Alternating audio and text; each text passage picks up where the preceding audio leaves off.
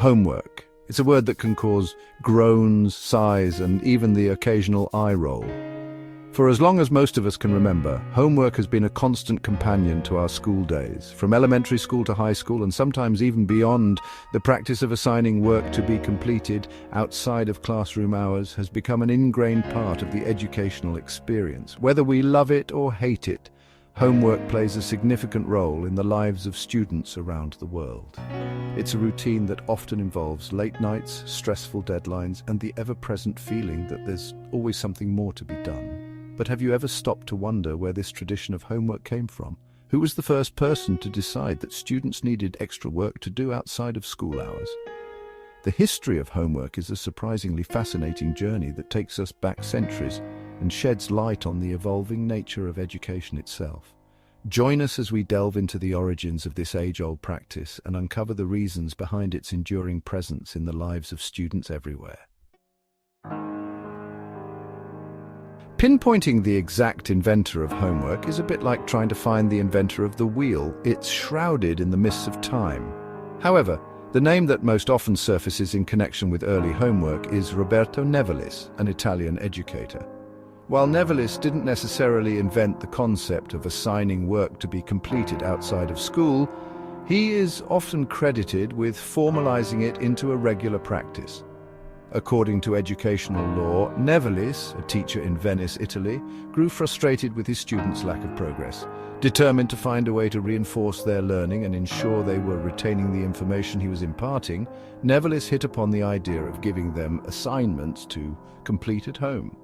This, he believed, would give them the extra practice they needed to master the material. Nevilis's reasons for assigning homework were rooted in a desire to improve his students' academic performance. He believed that by giving them additional opportunities to engage with the subject matter, they would develop a deeper understanding and retain the information more effectively. In a time when access to formal education was a privilege often reserved for the elite, homework was also seen as a way to maximize the limited time students had with their teachers. By assigning work to be completed outside of class, teachers could cover more ground during lessons and ensure that students were using their time efficiently. However, homework wasn't just about academic improvement, it was also seen as a valuable tool for instilling discipline, responsibility, and a strong work ethic in young minds. By requiring students to complete assignments independently and meet deadlines, educators hope to cultivate these essential life skills.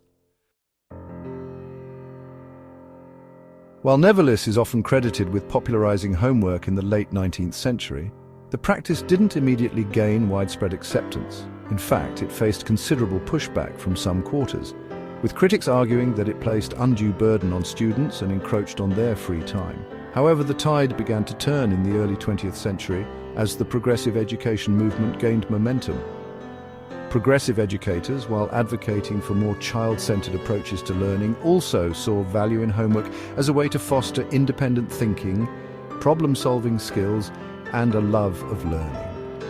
As the 20th century progressed, homework became increasingly entrenched in educational systems around the world. The rise of standardized testing and the growing emphasis on academic achievement further solidified its place as a non-negotiable aspect of student life.